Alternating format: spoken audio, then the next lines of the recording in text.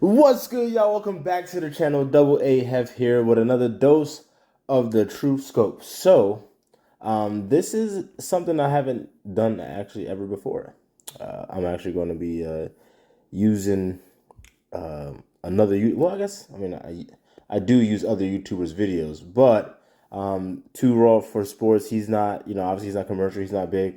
I'm sure most of my subscribers or followers or listeners, viewers, whatever you want to call it, probably haven't heard of him, and that's fine because I'm sure most of his people haven't heard of me, right? So, I just want to give a quick shout out to him, Tour for Sports. As you can see, I'm subscribed. I listen to some of the takes that he has. It's definitely a cool channel. Obviously, again, it's not corporatized or nothing like that. It's just a brother giving his breakdown. So you may be thinking, well, why are you making a video on his channel about a video on the channel now? And the answer to that is because I was listening and I didn't agree with what he was saying. One, and then two, I saw all the likes. I liked it because showing love, showing some support, and yada yada. I don't agree with what he's saying, but I like that he's obviously gonna take the time to make the video and put it out there. Much respect to that because obviously, that's what I do. So yeah, obviously I'm gonna share that love and throw that like out there. But when I looked at the comments too, a lot of these comments were saying some things, like this one right here. Agree, too raw. Draymond is talking too bleeping much. He making it sound like players are more business savvy than players of before, but it was the Michaels and Magics who paved the way for Steph Curry to get equity in Under Armour. LOL. So see, that's literally about to be like the whole premise for this video, is that it's a contradiction. This video because yes, Mr. S. Draymond. Well, I wouldn't say Draymond's talking too fucking much. Draymond can do whatever the hell he wants to do. I'm not the freaking the talk police. All right, so but when you say that Draymond makes it sound like players are more business savvy than players of before, from the optics, because again, we don't know what's going on behind closed doors. We don't know who's investing in what local shops, wherever the hell they live, or regional stuff like that. We don't know all of that stuff. Obviously we know about endorsement deals. We know about podcasts and stuff like that. So from the optics, yes. And based off your explanation, but it was the Michaels and Magic who paved the way. Exactly, because of because of Magic being so marketable, they opened up more avenues for athletes, basketball players in particular, as it pertains to this video, to make more money and to be more business savvy. And then when you have a quote unquote, not a quote unquote, but when you have a LeBron James who now is, as they say, a billionaire, like they're watching what's going on. They understand this. They're seeing how to move. So I'm gonna start the video, and then obviously I'm gonna do what I do. Right. All right. Let's go. Put that upside down. Boom. All right. Let's start the video. This is Too Raw for Sports. So Draymond Green on his podcast recently said something that I think is disrespectful to various players of the past, and also it shows how Draymond Green and many of the players today don't understand the sportsmanship aspect or the competitive aspect of the game that fans and admirers and even players of the past appreciated and came into the league with, developed. Like I said before, man, a lot of these guys, they say the right things. But before Too Raw continues, I just want to point something out that's been going on, and it's just not true. Like, oh, the players nowadays, they not as competitive because they grew up playing ball together and all sort of stuff.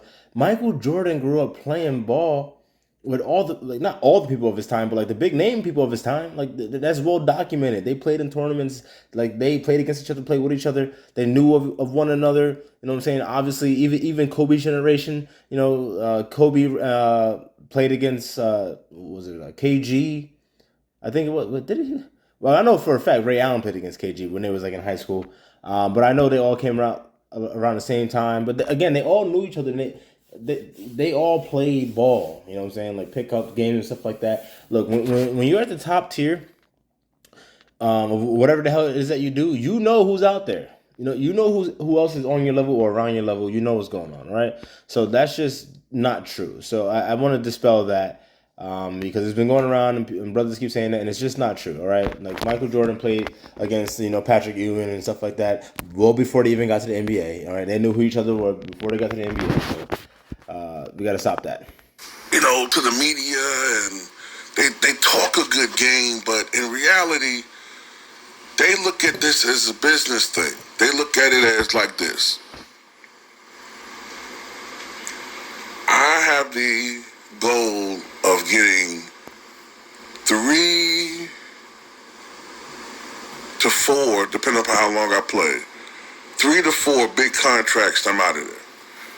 And I got to try to do the best I can with my money, stay healthy, prolong my career as much as possible, and afterward, hopefully I'm rich. That's the goal of these players. Even Kobe Bryant. Well, look. So, and again, with all due respect to Raw, and like I said, y'all check out his channel. Definitely check out his channel. Like I said, I'm subscribed. I follow. I listen to some of his videos. So again, no disrespect at all. However, I have no issue with any man trying to secure his financial future, and not just his, but his prodigy's financial future. I have no issue with that. Now, obviously, I get that you may be speaking from the perspective of like, hey, I'm a basketball fan, and I'm speaking on, maybe you are speaking on behalf of quote unquote basketball fans. I'm not a fan of basketball. I like basketball. I love the game, but I'm not. I would not call myself a fan. I'm not. No, that's not it. Basketball is right where it should be in my life. But again, I'm not to denigrate or downplay, your thoughts or other quote unquote fans. There's people out there that say, yeah, no, I'm a fucking fan. I'm a fan of basketball. I'm a fan of the goddamn Mavericks or whatever team they're a fan of, and that's cool too. However, we got to understand something. These players, like you said, they only get maybe 3 to 4 deals tops, and then they're done. So they have to make as much money as possible because not all of them get to play as long as Draymond did, or as Draymond is playing, or LeBron's playing.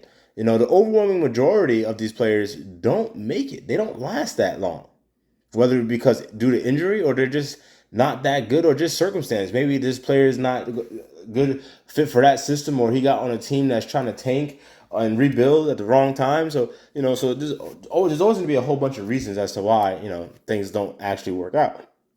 But I don't think that we should be trying to hold it against these players to get what they can from the game, because at the end of the day, these players, yeah, they make this much money, they get these contracts, but these teams owners, the league itself gets so much money, all this revenue coming in through TV deals and stuff like that. So why shouldn't the players get their pockets greased too? You know what I'm saying? I believe was saying something about this, how in the latter stages of his career, he was saying how more and more players were just more interested in being rich rather than great. And this is the result of that. Well, again, what Two Raw saying that Kobe said. Now, I'm not sure if Kobe said it, but if Two Raw saying that he said it, I'm sure that he did. Okay, but we have to take into account the NBA revenue has ballooned. The NBA was not as big as it is today. I mean, like, all right, let's go back 10 years, 20 years, 30 years, 40 years. The game keeps just getting better. Because the NBA does a hell of a job at marketing its players as superstar players, as star players, and with the corporate media conjuring up all these narratives all the time. Like even right now with like the free agency, every day these shows are just going on about these narratives and like LeBron and Kyrie and KD and Westbrook, even though that ain't gonna happen. All these different narratives. You know what I mean? So the money that these players can make nowadays isn't what they were making before. Back in the day, these dudes legit had to have a real job. Their games were on tape delay. So yes, Kobe and Too Raw, I wouldn't be surprised that Kobe's saying, "Oh, now more players are just playing for the money," because it's like hitting the lotto. It's like hitting the lotto, and you don't even gotta be all that to hit the lotto. What's his dude name? What's his name? The white dude from he was on the Lakers. The bald dude. Man. What is this nigga's name? Excuse my language, but what is this? The bald nigga that was playing on the Lakers. He's not bad though, and I'm pretty sure he was on the championship, the bubble quarter, the bubble championship team. Damn, I can't remember his name, but let me know in the comments below, please, brothers, because I'm drawing a blank. But to see this bald-headed white dude's face, the young cat, but he's bald though. People like him, he got a nice deal. Is he fantastic? No. Can someone make the argument that he doesn't deserve that money? I mean, I'm sure some people would try to make it, but obviously he got it, so he deserved it, right? For the most part, because you get what you deserve. He earned it. He was in the right place at the damn right time to get it. So I'm not going to knock him for that. But ultimately, what I'm saying is these players don't even have to be great to get a good damn, all right, what's his nigga name? The other white dude. I'm picking on the white dudes today, the quote-unquote white dudes. Chandler Parsons.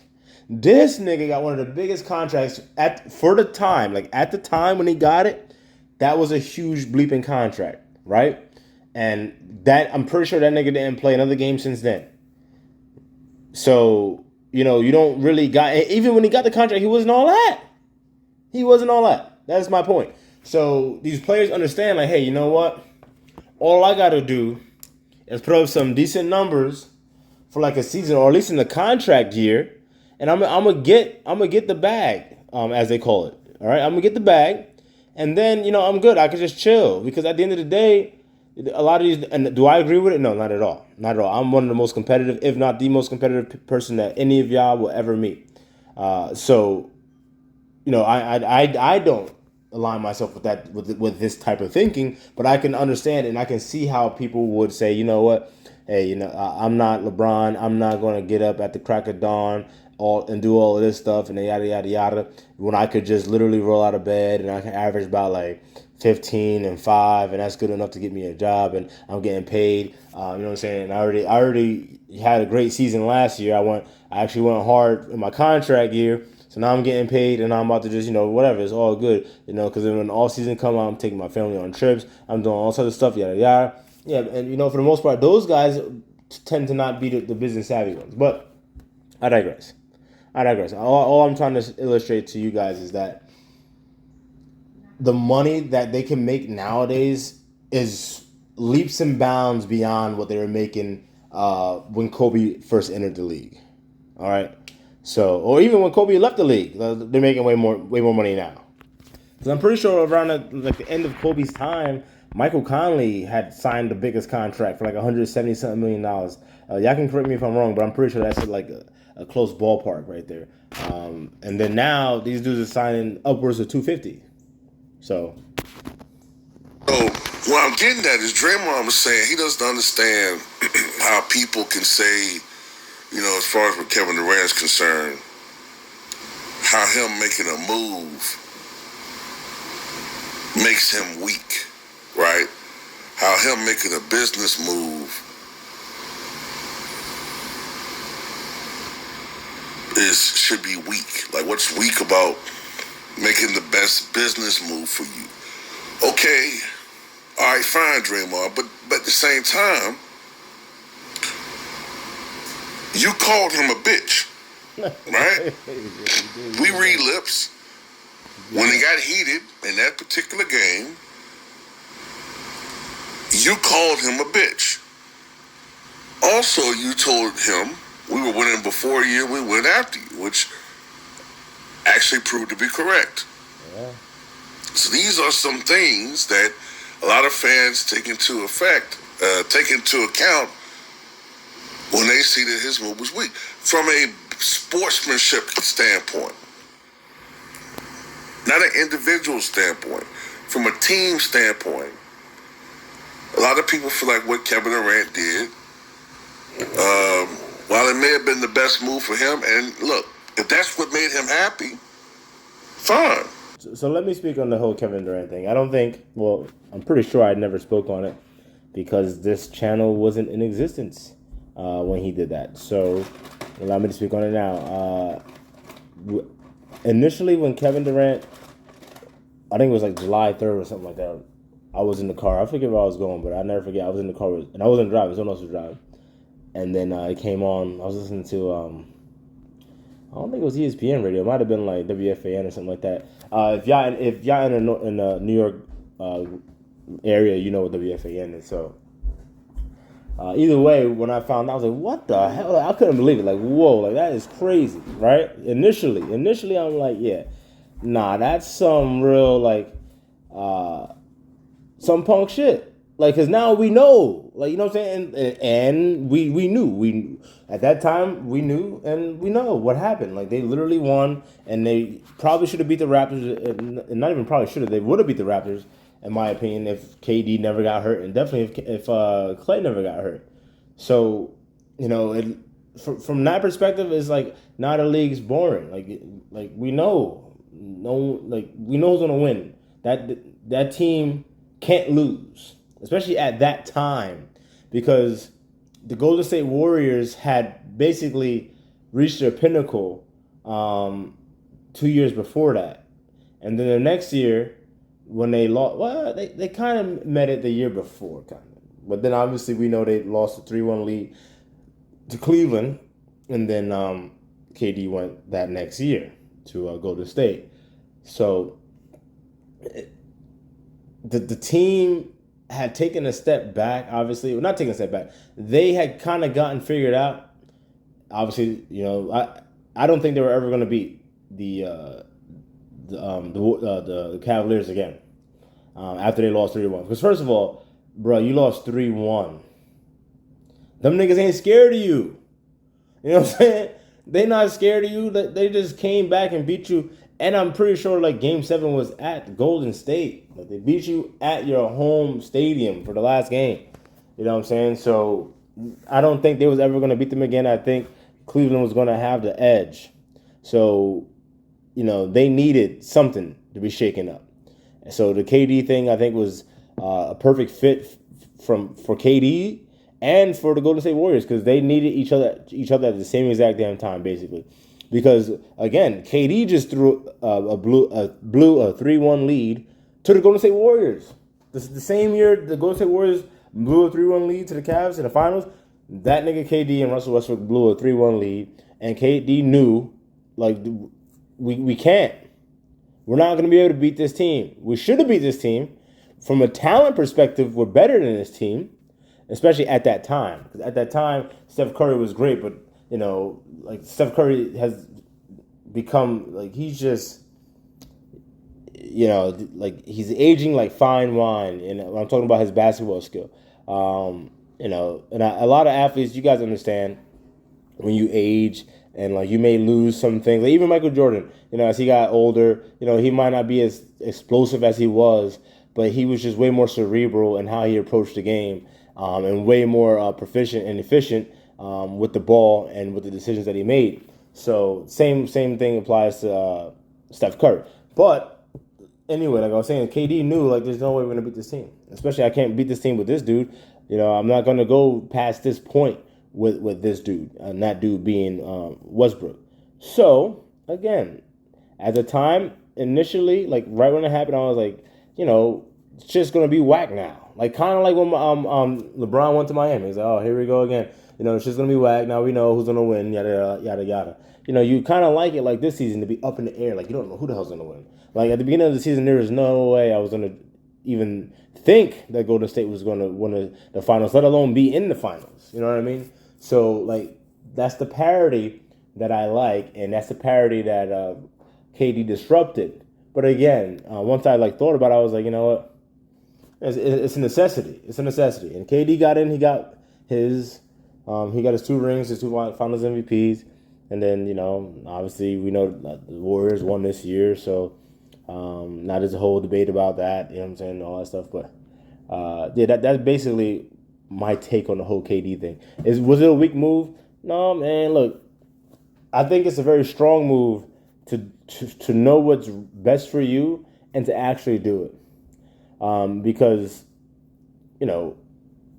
unfortunately, a lot of people, a lot of brothers out there know what the decision they should be making, and they don't because they allow outsiders or what other people might say to impact their decision, and to choose not to do what they know they should do.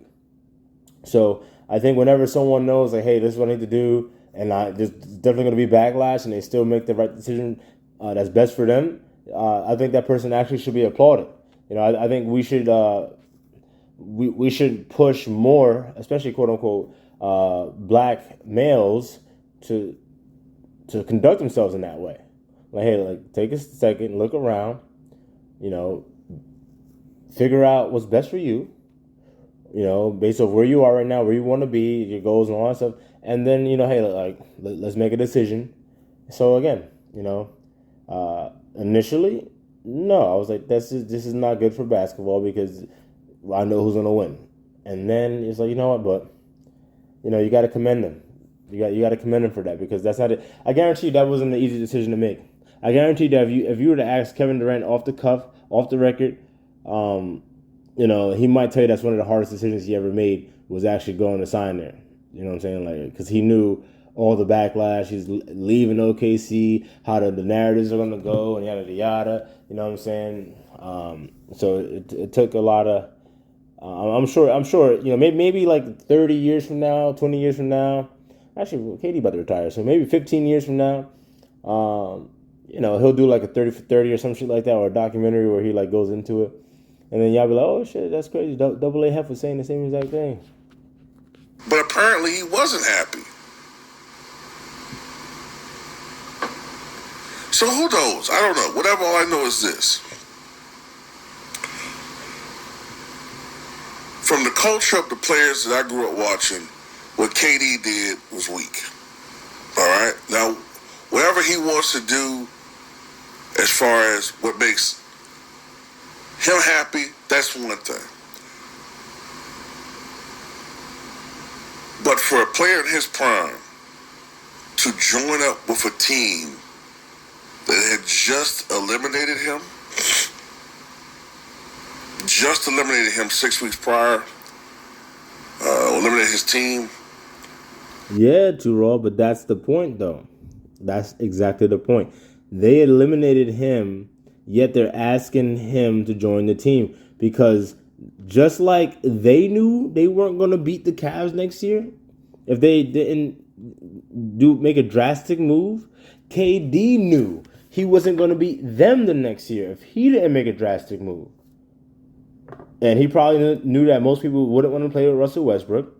He knew that the coach wasn't really a goddamn coach. He knew that they didn't run a goddamn system. It was like ISO ball, like AAU style. And he probably was like, you know what? I'm not going to be able to get anyone to come here. And it's just not going to be good here for me anyway. So let me go to the team that's actually asking me to come. You know what I mean? It's not like he wasn't wanted. It's not like he just fucking drove up to Oracle Arena and knocked on the door and was like, oh, you guys looking for a small forward? Like, no, they went to the Hamptons. They went to the Hamptons to go recruit him. So, we got to keep that into account, Too Raw. Especially when his team is capable of beating that team. No, his team was not capable of beating that team. especially after they blew that 3-1 lead. Prior to them blowing that 3-1 lead, if they had a better coach, if maybe KD would have been a little more commanding and demanding towards Russell Westbrook, down the stretch, then I mean, and don't get me wrong, because KD, that he didn't play great that series either. They both didn't play well. So KD left a lot to be desired out there as well. But for him to be the alpha dog, again, maybe they had a better coach, one that's actually going to reel them in, like, oh, guys, hold on, let's run these sets, okay? This is what we're looking for, and this is what we're going to try to take advantage of, something like that, as opposed to just like, hey, guys, go out there and get a bucket, But it happened how it happened. They literally lost. They blew a 3-1 lead, and you're not going to beat that team next year. You're not. So, KD obviously made the decision to join up with them. So, I don't want to make it seem like I don't understand your point though, Too Raw, or anyone that shares the point of Too Raw on this particular instance. But I think that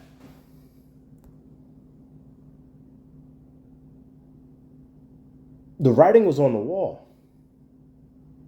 It was on the wall. KD was done. KD was done. I think KD was done with the franchise itself, for one.